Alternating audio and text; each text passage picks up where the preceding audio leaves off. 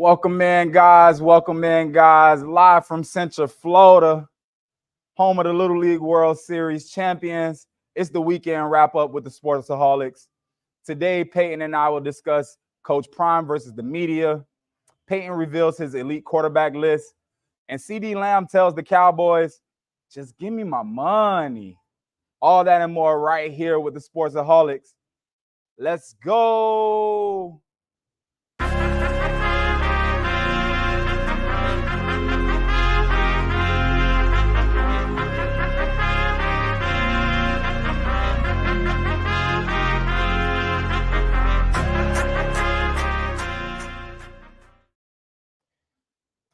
Payton, welcome in. It's payday, not yet, but I wish it was.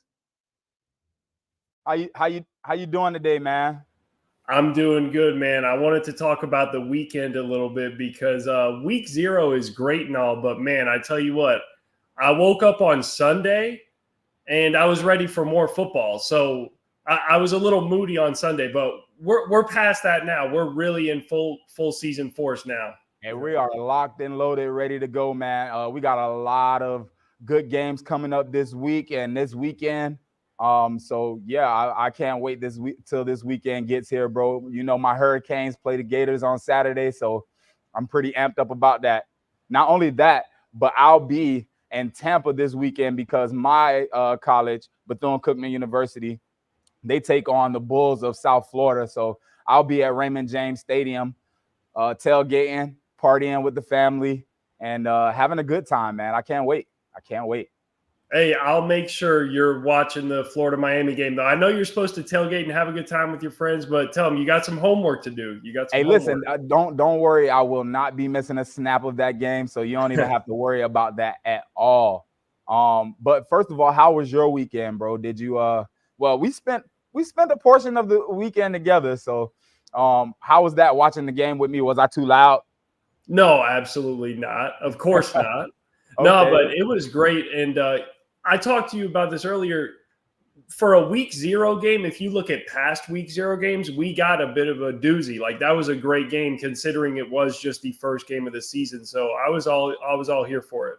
Yeah, man. Same. And not only that, but anytime that I could get the Florida State Seminoles going down and losing a game, you know, by all means. Not only that, but, you know, not to pat myself on the back, but, you know, I called it, man. I called the upset alert, and I don't know if we're going to get to it today, but I have another upset alert on the way, and I'm looking forward to getting to that. But that'll be Thursday, so let me not jump the gun, man. We got a lot planned for this week, so but moving right along, let's get into these topics, Payton. Since we're in the Central Florida area, we gotta send out a big congratulations to the Little League World Series champions coming all the way from Lake Mary. Talk to me about that, bro. Did you have any opportunity to witness some of that greatness that those kids put out there on the baseball diamond? I did, man. I thought it was wildly entertaining to watch all those games. Lots of dramatic finishes, but really shout out to the youngins, man. Like, what a scene and what a feeling being on the national stage for them at such a young age. That's a big deal. So real happy for them. 100%. Could not be more proud with this being the first time that Florida wins a Little League World Series, man. I couldn't be more proud than the fact that it was so close to us, you know, and I think that they're having a parade on Saturday, so I know that I'm going to be in attendance. Me and my little Sportsaholics, I'm going to take them out there and have a good time, man. Have a good time. But for those who were not able to catch some of the action, Lake Mary won in dramatic fashion against Chinese Taipei. You know, I'm not a big baseball guy myself, but when I found out that the team that was competing was from Lake Mary, I had to tune in just a little bit. And with that being said, you know, some mistakes was made at the end of that game, but we can't hold these kids at fault. These are mistakes that they're going to grow from and they're going to learn from, and they're going to take this into the future, and they're going to carry this for a long time. And not only that, congratulations to Florida, but it was well deserving for them, because if you don't know already, Chinese Taipei, they won, 17 Little League World Series already. So they've had their day, and I think it was just time for the Sunshine State to take over. So I'm happy that they were able to get that victory against a dominant team like that. Yeah, and in thrilling fashion. Yeah, in very thrilling fashion. But not only that, Payton, another thing that I was intrigued about was the way that the coach, Jonathan Anderson, carried himself in the last inning. Well, it was in extra innings, but the things that he told his team in order to motivate them, those are some of the things that I was, marveled by, and some things that will stick with me for a long time. This guy, he gathered his team together and he told them, look, the story's being written right now. It's up to you to decide on how it finishes and how it ends. And those kids went out there and they did the damn thing. And I could not be more proud of them. So like I said, parade happening this Saturday. I'll be in attendance right before I go over to Tampa for the tailgate and for the Miami game. So a lot of stuff going on this weekend, man. I got a pretty eventful weekend ahead of me. Oh yeah. What about you? Any plans? Any plans this weekend? Well, I think you know where I'm going, but I am going out to Las Vegas to see my Tigers play USC. Hold on 1 second. I'm texting you. I'm texting you right now. Okay. Lock me in for. I'm gonna just text you what my locks are. Oh, okay. So I shouldn't reveal it? No, please don't reveal my locks, because I don't want to be wrong. You know me and gambling. I'm not too used to it, but I was gonna say right now you're on a heater. You got to keep it going. You know? We'll see for sure. But moving on to other sports, this weekend and even Monday, Coach Prime has been in the headlines for his back and forth spat with the media. And it's seeming like Coach Prime versus the media right now. Do you think it's necessary that coaches answer questions, or even do you think it's fair for institutions to ban reporters and or columnists from their media scrums?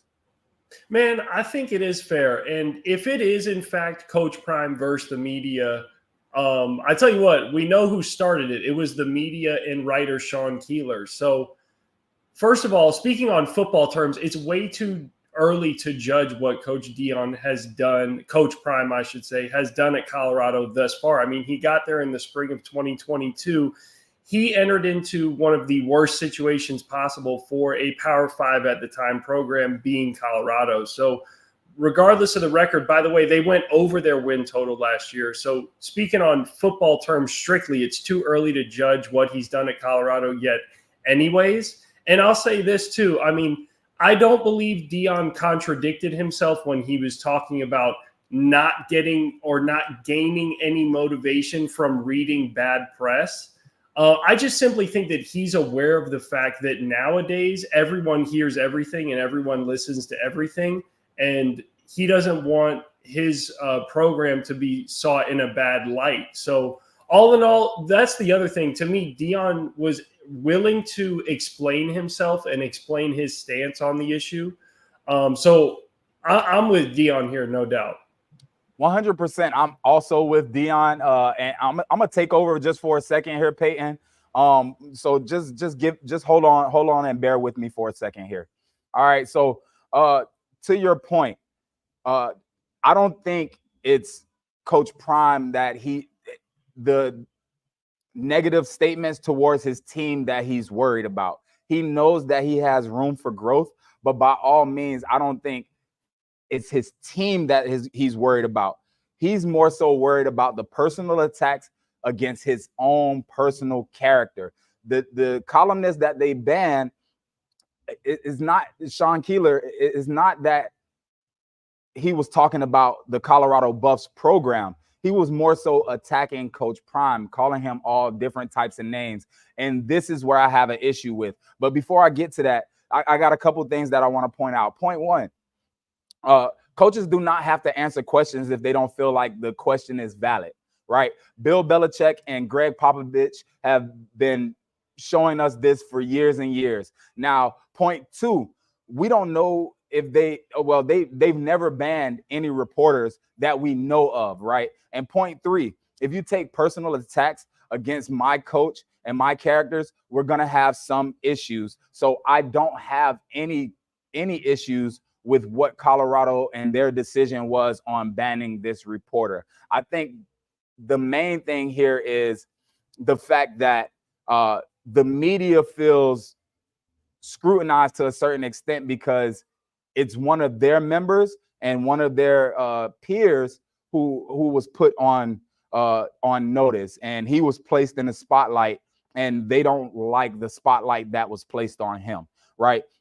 We live in a time where cancel culture is a thing, and if something is said wrong, we ban them from certain events and saying certain things, being on TVs, this and that, and so forth. But if you talk about my coach in a negative light, and you're attacking his personality and who he is as a man, you're no longer welcome to the cookout, right? So don't even think about coming to my house. It's over. Like, it's over for you. So I don't want to hear any of that. Like, you talk about my coach. He's a man just like you. You know what I mean? So if you want to critique his coaching, that's fine. Tell him that his offensive scheme sucks. Tell him his defense is trash. Tell me I should be fired. I can handle that, right? But when you start attacking my character as a man, I put my pants on just like you do. So by all means, don't come for me. And the one thing I will say is, if Coach Prime would have said, you know what, yo, you're the one that's been attacking my character, attacking my persona, meet me in the parking lot, right? That would have been a different story. But that's not what he said. He didn't come at him in a press conference. He expressed his thoughts, but by all means, he did it in a manner. And then the institution, the football program, released a statement saying that he was no longer welcome to the media scrum. So, in my opinion, this was the right decision, especially as a school, and you want to show that you back your coach 100%. So that's really just my take on it, Payton. And yeah, bro, like it could have went either way, but I'm happy that, you know, at the end of the day, they just banned this man, and things didn't get too out of hand. Now, I do think the media is blowing it out of proportion, just like we're sitting here having this conversation.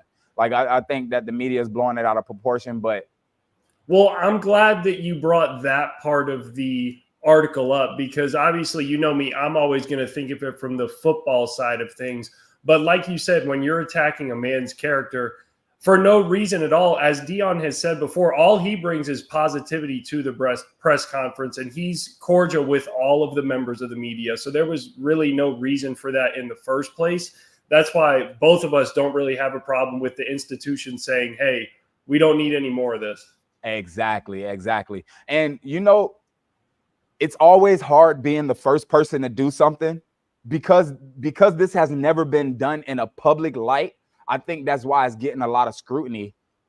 But I wouldn't be surprised if, you know, 3 weeks from now, 4 weeks from now, we see this turn into a thing. Like, I wouldn't be surprised at that. Like, just don't attack my coach on a personal level, and we're fine. You can judge the on-field personality, or not personality, but the on-field play. You can address all of that. Like, you could say that he sucks as a recruiter, you know, and all of these things. But when you come for him personally, that's where the problem lies. And I wouldn't be surprised if this turned into a thing later down the line.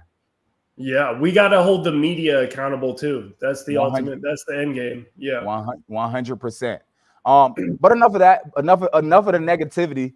Let's move into somebody that actually has gotten paid most recently CeeDee Lamb told the Cowboys, man, just give me my money. Payton, what were the Cowboys waiting on with this CeeDee Lamb deal? Man, I don't know what they were waiting on, and I thought that it was inevitable that the deal was going to get done, and ultimately, CD won that negotiation. And we heard a report a couple of days ago come out that Jerry had initially offered about $33 million a year. Obviously, that wasn't the price point that CD was comfortable with, so it jumped up to 36. But regardless of the price point, the Cowboys had no choice but to get this deal done because CD is really the ultimate catalyst for their offense. And I'm going to go back to football terms again. I mean, as a former NFL scout, Daniel Jeremiah pointed out, when defenses and defensive coordinators are going into their meetings before the game, they're pointing out which players maybe on the perimeter you've got to try to figure out how you're going to stop them. Without CeeDee Lamb on the Cowboys, that's a real quick meeting. And Russ, I'm sure you can attest to that. I mean, playing college ball, you're looking at the star players for each team. If you go to the Cowboys depth chart at receiver, I mean, it's almost CeeDee Lamb or bust. So it's very slim. Yes, it's very, very slim. Yeah. And the other thing is, as far as I'll go pro Cowboys here a little bit, as I was more pro CD. But as far as the conversation about whether or not franchises should be paying top dollar to those top level receivers, I don't really see a big problem with that. I mean, you see the teams like the Detroit Lions paying Amon-Ra St. Brown. You've got the Eagles paying A.J. Brown. And then you've got the Miami Dolphins paying Tyreek Hill. All of those teams were playoff teams last year, and they're probably going to be playoff teams this year too. So I don't think it compromises the Cowboys in terms of their ability to win football games in the end. But CD definitely won the negotiation side. I mean, 100%. And I think the draw out was Jerry. Sometimes, Peyton, you have these bills and, on Friday you get paid and you're like, man, I don't really want to pay this bill. So you wait till 11:59 before you pay the bill, man. And I think that's what Jerry Jones was doing here. He knew that he had to pay him at the end of the day. And even if he didn't, what did he think? What did he expect? Did he expect CD to come out and say, you know what, I'll go ahead, I'll risk my career, I'll risk getting the big bucks right here and there, and I'll play on my last year of my rookie deal. Now he goes out and gets hurt. You let him go in free agency. Maybe he never sees this payday ever again. You know what I mean? So, like, Jerry, like, it would have been bad. And you talk about the other receivers being paid and them being on playoff teams. If you want a shot at the playoffs, you need CeeDee Lamb on your team.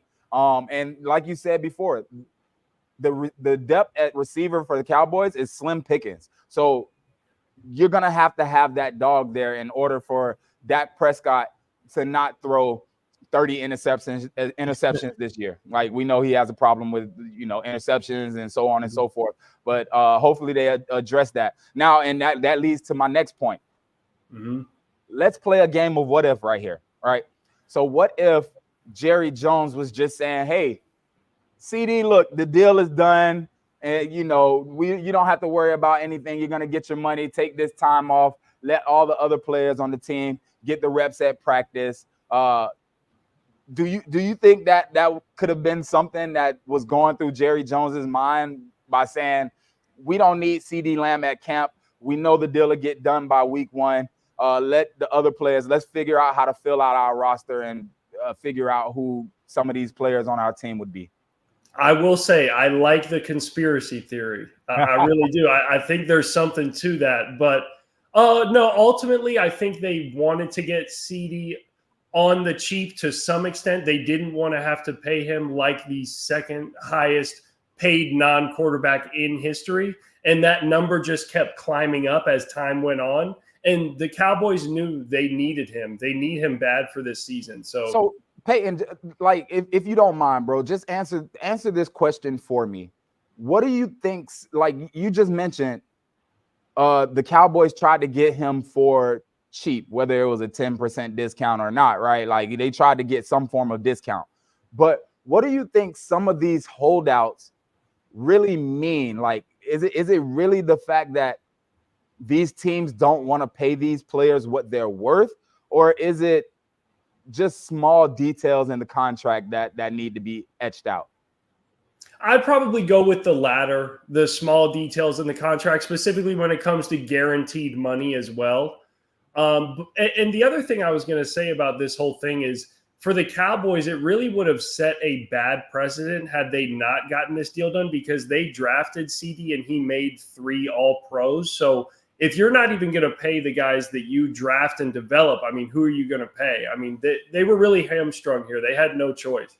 The free agents, the ones that they're bringing in, and they're hoping that they do well and they turn out good for their team and their organization. So those are the ones that they're going to pay. Those seem like the ones that get the quick buck anyways. When they're coming off of free agency, you see all these crazy deals happening, Kirk Cousins being one of them, like I'm just saying, like most definitely. But I'm kind of disappointed in Jerry Jones, because you don't have too many other options on your team, and I don't think in my eyes, I would have gave CeeDee Lamb a blank contract, and I would have let him fill it out himself. Like, hey, where the number goes, blank, signature, blank, years, blank. What do you want? What do you want? Let me know, right, and I'll get it to you. Yeah. Any other thoughts on CeeDee Lamb and his historic deal, man?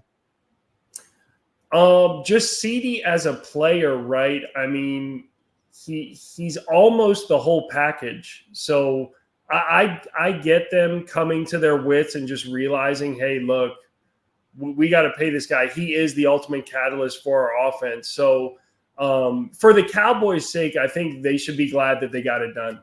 Yeah. 100%. Now, Payton, walk with me here. Now, us being on the topic of NFL, right? I think it's time for us to go ahead and take some bold predictions. Let's play a game here. Let's go ahead and play over, under, or spot on.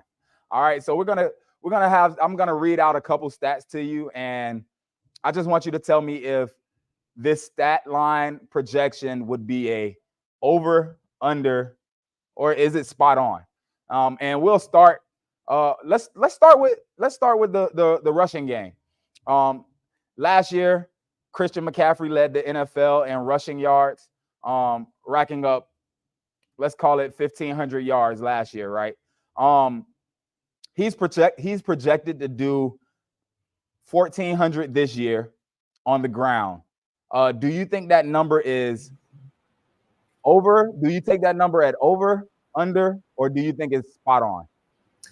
Russ, I think I'm going to go over here. And you know me well. You know I like my play callers. Lots of trust in Kyle Shanahan here, especially in between the 20s. He finds ways to move the ball. So I'll go over 1,400 for Christian McCaffrey, really, because I see a lot of games for him where he's going to get close to 150. There's 17 games in a season. You do the math. And I don't see many bust games for him either. He's going to get his. He's going to get at least those 60, 70, 80 yards each game. So, yeah. That is barring, in sports, health is always the main topic. But this is not a guy who's a pup. This is a dog. You know what I mean? Like, he is one tough cookie. So, by all means, like, I like Christian McCaffrey to stay healthy throughout the season. And he's a guy who really takes care of his body. Now, do you have any other players on the ground that you think would push Christian McCaffrey in the leader category as far as rushing yards in this upcoming season? Man, there is one name that comes to mind, and I think not only myself and you were thinking it, but probably the audience as well. It's got to be Derrick Henry, right, in that Ravens offense. I mean, we know what Lamar can do for a running game.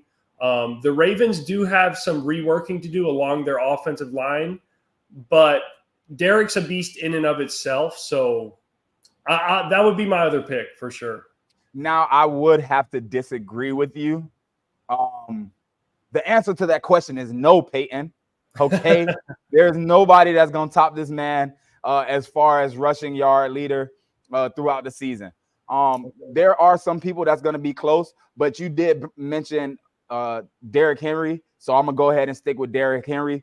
Derrick Henry came in second last year in rushing yards behind Christian McCaffrey, and Christian McCaffrey blew this man out the water by over 300 yards. So with Derrick Henry being in a new offense, I think the Ravens offense is a triple threat, and they have a solid running back now that they can rely on game in and game out. But I don't see him getting over 1,400 yards. I can see him hovering somewhere around 1,200, if that. I think I honestly, I'm going to call 1,100 yards for Derrick Henry. And what is he in his 9th year? If I had to guess what year. So they're going to load manage him to some extent, 100%. And we know that the Ravens are a team that's known for having, rotating out their backs. Now, I'm not saying that they put other backs in there with Derrick Henry, standing on the sideline for the most part, but he will get the bulk of the load, but I just don't see him reaching that number. Somebody else that I would say that could potentially push Christian McCaffrey is a elite running back, just like Christian McCaffrey. And what about Breece Hall? I don't know how much load they really want to put on Aaron Rodgers, but I do think Breece Hall, he had a amazing season 2 years ago before he got hurt. Yeah. So he's certainly a dynamic player. And I got one more for you. For you. What about Bijan Robinson from the Atlanta Falcons?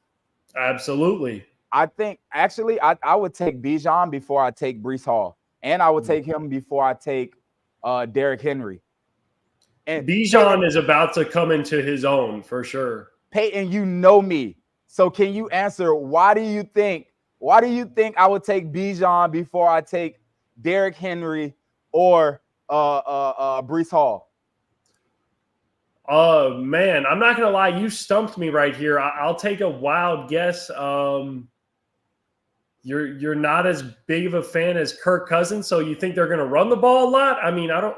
Come on, Payton. That's exactly why. So I don't trust their battle with the quarterback position. Like it seems like they're off and on. They haven't even made a statement yet about who's the starter. So like we've got all these announcements about so and so is the week 1 starter. This quarterback is the week 1 starter. So I'm a little interested to see what happens. The other reason I do like that Bijan Robinson pick is that Raheem Morris comes over from the Rams. Now he's the head coach for the Falcons. He brought over one of Sean McVay's proteges as offensive coordinator, and we know at the root of Sean McVay's football values, he likes to run the ball, especially on early downs. So I could see Bijan going off this year, no doubt. 100%. All right, so let's move on. Rushing touchdowns. All right. Again, Christian McCaffrey. And this goes to fantasy. If you're not picking Christian McCaffrey with your number 1 overall pick, by all means, I don't know what you're doing. I mean, maybe you got a different strategy. Maybe you're, but this is a handyman. This is somebody who, he wear many hats on that offense. So, but we're speaking mostly of rushing touchdowns. Christian McCaffrey is ranked at 13 rushing touchdowns for the season. Do you think would you take the over, under, or is it spot on? This is a tough one, man, but I am going to go under here. And I think it's because that 49ers offensive line is a little suspect. We know Trent Williams is most likely going to be back at left tackle, but I don't see them just bludgeoning teams specifically in the red zone. And I can also see Kyle Shanahan coming up with some creative plays for Deebo Samuel, and Christian McCaffrey could catch some passes in the red zone that turn into touchdowns. So just for the sake of the argument, I'll go under 13 touchdowns. I can respect it. I can definitely respect that. I think I will agree with you here, and I'll take the under. But I don't think he misses it by much. I can call 12 touchdowns. And if we want to call that an under, then we'll take that as an under. But one person that actually a couple people that I think will beat him out in the touchdown area this year, as far as rushing touchdowns, not overall touchdowns, but rushing touchdowns. I'm gonna go back to your Baltimore Ravens, and I say Derrick Henry gets a lot of touches in the red zone. We know this is a high-power offense, and we know that they can move the ball up and down the field at any given day. So while they probably want to keep Lamar Jackson safe, they probably pound the ball with Derrick Henry. Along with him, I like David Montgomery as well. Let's not sleep on the Detroit Lions. Like, they had a hell of a season last year, and I think David Montgomery has a point to prove, and as well as the offense of the Detroit Lions. So I like Montgomery, and I like Derrick Henry to go ahead and push Christian McCaffrey.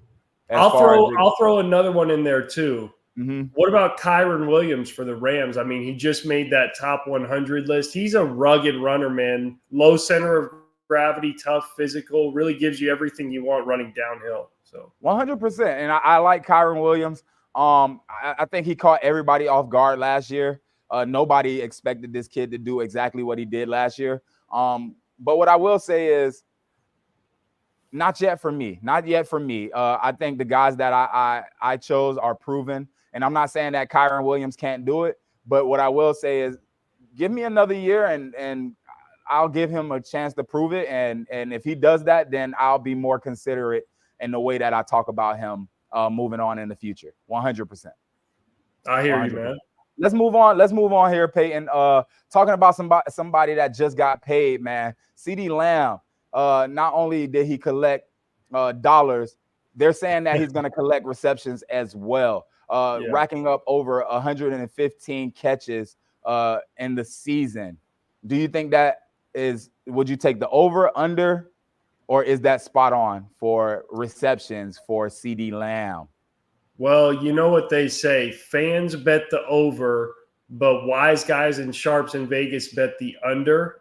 Well, I'm just feeling like a fan today, so I'm going to go with the over. And I've got a couple of reasons why. I mean, one, we already hit on the Cowboys' depth at receiver. I think Dak is going to be going to CeeDee Lamb a lot this year in those big moments like on third down.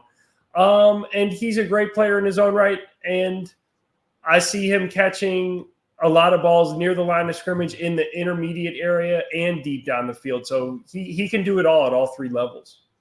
Yeah, so I believe that CeeDee Lamb can catch 115 balls this season. So if I'm it sounds crazy, right? When you say it out loud, it's like, whoa, that's a lot.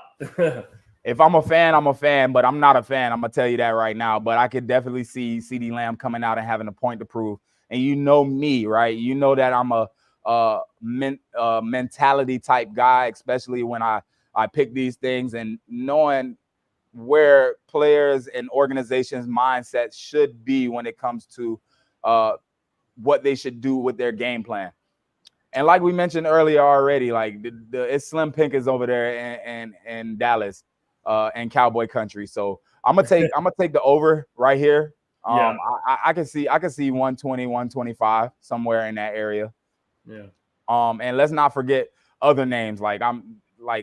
There might be multiple players that could hit 115 receptions throughout the year. You got Amon-Ra St. Brown.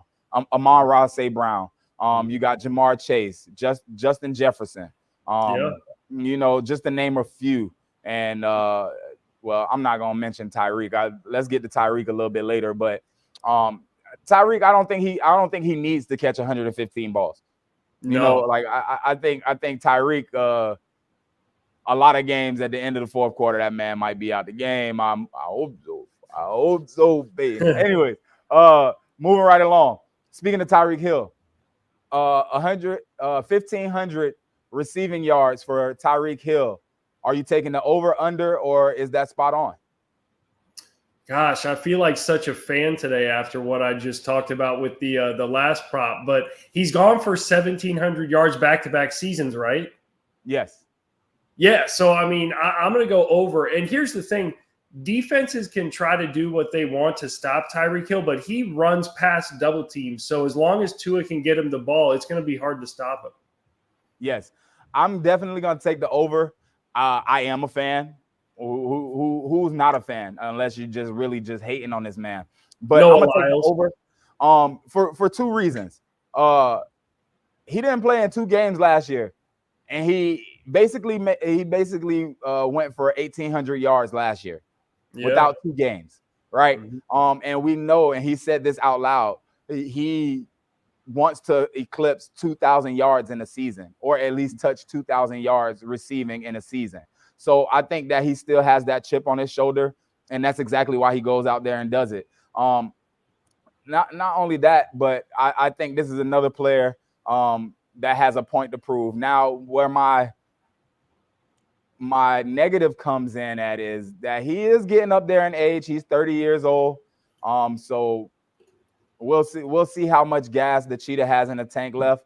But do you have anybody in your radar that can push Tyreek Hill for the most receiving yards in the season? Man. No one's even close to him when it comes to yards. You know, he is the Yak King, I guess. 100%. He could take a 5-yard slant and turn that into a 50-yard touchdown, 60-yard touchdown, like it's nothing. Yeah. But so we have been talking about the offense, right? We've been selling a lot of tickets, putting a lot of fans in the stands, right? But let's talk about what wins championships, okay? Let's move on to the defensive side of the ball. And let's talk sack leaders, right? Coming in at 12 sacks on the season, we have Myles Garrett. Are you taking the over, the under, or is that spot on? Common theme here, Russ. You know where I'm going with this. I'm assuming the over. Yeah, it's hard to stop great players in their prime, and that's what Myles Garrett is. You can game plan them. You can try to game plan around them. You can double team him, but Myles Garrett is going to get his, and he's a force of nature right now. So I'm going to say over again. I'm kind of with you, and I think there'll be a lot of players in the NFL as far as edge rushers that will have over 12 sacks this year. Max Crosby being one of them. I like the drive in Max Crosby. I think that he's a dog. Myles Garrett is also a dog. Like, he's a freak of nature. If you ask me, like, I've never seen anybody like this guy. Bro, he weighs like 280, but he's ripped. He's got a 6-pack. 100%. Yeah. And JJ Watt was one of the most elite edge rushers in the game, and he didn't look like Myles Garrett. Between the speed, the power, I think Myles Garrett has the ability to get wherever he wants to go on the football field. Now let me throw another name out there for you, another projection. Will you take the over, under, or is it spot on for Micah Parsons? He's sitting at 11 sacks for the season. I sound like such a fan today. You know what? I'm actually going to go on the under here. Okay. I'll give a reason why. I think the Cowboys down the stretch last year struggled against the run, and many teams played them in that third and manageable range where they could still run the ball even on third down. So I don't see opposing offenses having too many obvious passing situations, obvious down and distances where he can just pin his ears back and get after the passer. Russ, I got to tell you, after going through all these over-unders, I wouldn't advocate betting on these because I've got my fan lenses on, but it was fun to go through. No, 100%. And that's really why we do this. This is why we do the whole show, man. We just having conversation, having fun. What if you hit on all of them, Payton? What if you hit on all of them? I say lock them in. You've already made the prediction. Why not lock them in, man? Just parlay all of them, see what happens. Hey, man. Hey, turn that 10 into 10,000. That's what we always say. That's a pretty penny right there. It's a pretty penny. Yeah. So moving right along, let's put some more fans in the stands, Payton. Give me your list of elite quarterbacks. All right, man. So I've been thinking about this a lot, and you know that. I mean, there's no doubt about it. All I know is there better be one name on this list that's sitting at the top. That's all I know. Well, that's fair. And we know who Russ is alluding to, and I've got that guy in his own category, but I've got 5 elite quarterbacks I'm thinking of, and there's 2 separate criteria for those 5 elite quarterbacks. One being elite physical traits, the second being high-level performances in high-leverage moments being playoff games. So obviously, number 1, Mahomes. How about 2 and 3 being Josh Allen and Joe Burrow, guys that are closer to their prime and that we've seen perform at a high level more recently. And then the other 2, I don't know if Russ is going to like this, but I'm going to go with Matt Stafford and Aaron Rodgers as the other 2. Now, those are guys where you've got to reach down into the bag a little bit deeper to pull their names out. But at the end of the day, they've done it before. They've done it at the highest level before. And, he's shaking his head. I don't know about this. Payton, yeah. I don't know what to say about Aaron Rodgers. I don't have any prediction. Is Aaron Rodgers an elite quarterback? Sure, he is. Yeah. Is he still an elite quarterback? We don't know. Here's the thing, man. We've seen guys like Kurt Warner late in their career and even Brett Favre. Brett Favre was 39 playing in the NFC Championship game. I know Aaron's going off an Achilles surgery, but my question is, why can't he play at the elite level that he's played at before? Hey, listen. Hey, honestly, my issue with Aaron Rodgers, and I'm sorry, bro. My issue with Aaron Rodgers isn't the fact that he's coming off an Achilles tear. Man, I'm not gonna lie to you. Have you seen Aaron Rodgers in some of these photos and when they release the uniforms, and Aaron Rodgers don't pass my eyeball test, man. I mean, you don't think so? Like, he don't pass my eyeball test, dog. He obviously doesn't move the way he used to, but I with the Jets' revamped offensive line, I don't think he needs to, and I think he still has good movement within the pocket. I don't know how high my hopes are for the Jets this season, but if I had to bank on a guy playing at an elite level, I'm going to say he can still do that. Okay, I can agree with you. And I've had my take on Aaron Rodgers, so I'm not really here to pound on Aaron Rodgers, and that's not my thing. Matthew Stafford. Did you say Matthew Stafford? Yeah, man.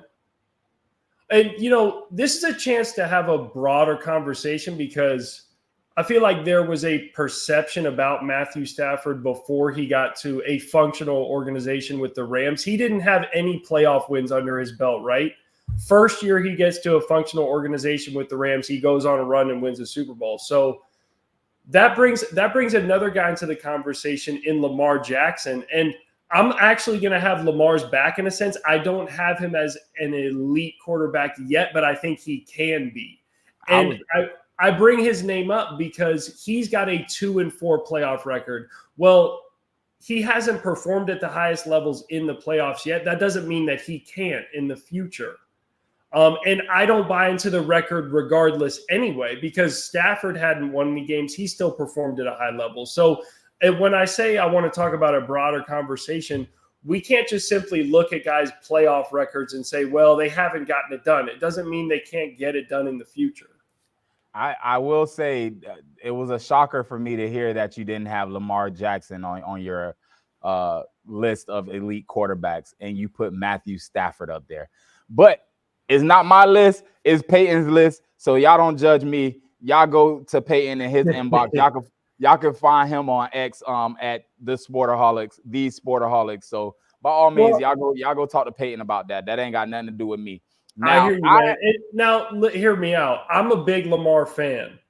Mm-hmm. I just think ultimately when you get into the playoffs and you play against the best defenses in the NFL, I need to see more from him, especially passing the ball down the field. I think he's got it all, and I think he's capable. I just haven't seen it in those past moments yet. So I think he's going to get there eventually. And it sounds crazy to say because he's already got 2 MVPs, but we're talking about high leverage moments and high leverage situations in the playoffs. So I'm hoping and praying for him, and I think he'll get there eventually. Now, Peyton, let me give you my list, and I'm a ISO myself. I'm gonna play some ISO ball right here, because my list is very short, so I'm not gonna take too much of the people's time, right? Number one, I have Patrick Mahomes. That I think he's sitting on top of anybody's list. And also, with that being said, for the sake of naming names, if we're naming anybody, I would say Lamar Jackson as far as elite talent. To go with your, he doesn't have top performances in playoff games. His playoff record is below 5. Well, yeah, it's below. What is it? 500? I'm not too sure, but 2-4. That is below 500 by all means. So what I will say is, he's an elite quarterback because there are not too many other quarterbacks that can do the things that he do in the game of football. But there's really only one elite quarterback. Now, have all the other quarterbacks on your list had their day? Sure. But there are a few that, even though they've been to the Super Bowl, I don't think that they're elite. I think that they still have room to grow.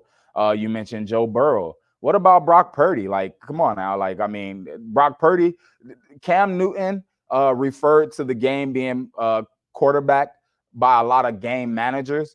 And I think that's ultimately what a quarterback should be. But if we're talking about elite talent, you have to be able to wow me on Sundays. And, Josh Allen throws a rocket of a ball, and he has a very pretty pass. And I like that. But I think he shows a bit of immaturity in his game to be an elite quarterback. So I could be contradicting myself here, but I'm okay with that. I'll take it on the chin like a champion. And what say you, Peyton? What say you? Well, I would just sum it up by saying your list is looking a little bit more forward. My list is looking a little bit more backwards and looking back in time and seeing what's proven. So I like the variety there. Ultimately, I wouldn't say Lamar Jackson is proven. He is an MVP. But he hasn't done anything. He's made it to all the way to the AFC Championship game. He's never really crossed the hill. But we'll see. We'll see what happens this year, and I'm looking forward to it. Yeah, no doubt.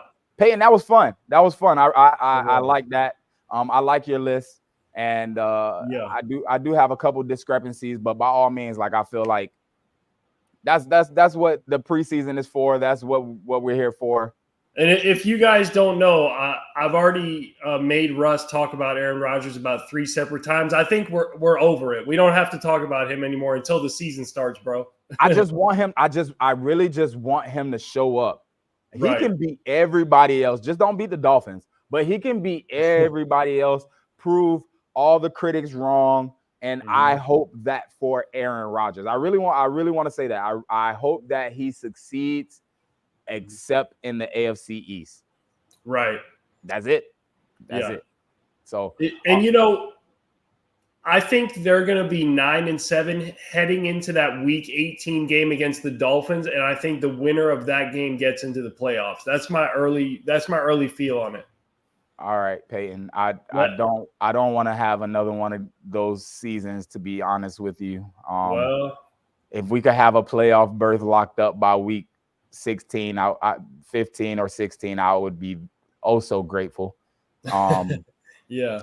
Because last year when we lost to the Bills, and we're going off kilter here, but last year when we lost to the Bills, that was very hurtful for me, and I really don't appreciate the Dolphins for putting me through that heartache, especially us having to go and play the Chiefs in the first round in the snow and the cold, knowing our quarterback is from Hawaii, and it's very warm and humid out there, and they practice in Miami where it's nice and sunny and rains at 3 o'clock every day. All right. Anyways, let me get off my soapbox. I'm sorry. I went a little left there. But before we wrap up the show, Payton, anything you want to get off your chest, man? Yeah, man. While we're at it, I've just got one little rant I want to get to. And Russ, I'll just ask you quickly, like, in less than a year from now, by season's end, why can't we end up saying that Jayden Daniels is the best quarterback in his division? And yes, I'm including Jalen Hurts and Dak Prescott in that conversation. We already do that with CJ Stroud. He's played 1 year in the league. He's consensus pick for the best quarterback in that division. That's kind of my rant for the day. I see a lot of good things about Jayden Daniels and his game, and I just have a feeling he's going to pop this year. Right. So you did mention that he was the number one quarterback on your list for pro-ready quarterbacks, correct? So, correct. I mean, if that's the case, then all he has to do is go out and prove it. Right. As long as he does that, the proof will be in the pudding, and nobody will have anything to say about him. So, if you have high expectations for Jayden Daniels, may I ask, why do you have high expectations for Jayden Daniels being a rookie quarterback? I think you just hit it on the head. The fact that he is the most pro-ready coming out. I mean, when you talk about the offense that he came out of in LSU, it was pretty much spread modern-day offense, as pro-style as an offense can be at the college level. So that's my main takeaway from it. He thrived in that system. You know, it wasn't as run-pass option oriented as people think, which is more about the college game. It was more so snap the ball, keep your head on a swivel, make a read, and let the ball rip and throw with accuracy. I agree. Well, we'll see what the Commanders' offense does this year, and you have high expectations for him. I just want to watch good football and quality football, and I want to see a lot of slugfest out there. I want football that's going to keep me on the edge of my seat. And speaking of being on the edge of my seat, that leads me to my next topic. If you haven't heard already, Nicolas Cage will be playing John Madden in an up-and-coming biopic. I'm a major movie buff, especially I'm a huge fan of a biopic, so I'm so interested to watch this movie and see what kind of stories they go into. And the reason why I mentioned being on the edge of my seat, Payton, is because you know how those games get when you're playing online, man. You like, come on now, I need it. So yeah. And Madden has done an amazing job of creating that culture. You know, with him being a head coach, moving into the booth, and then not only that, but being a man of the culture. Rest in peace to John Madden, but he created a legacy that will live on past his time. So I'm interested. Any thoughts on the movie coming out? Man, I think it's very cool, and you can count on me to go see it. And I would advocate for other people to go see it too. I'm excited for it.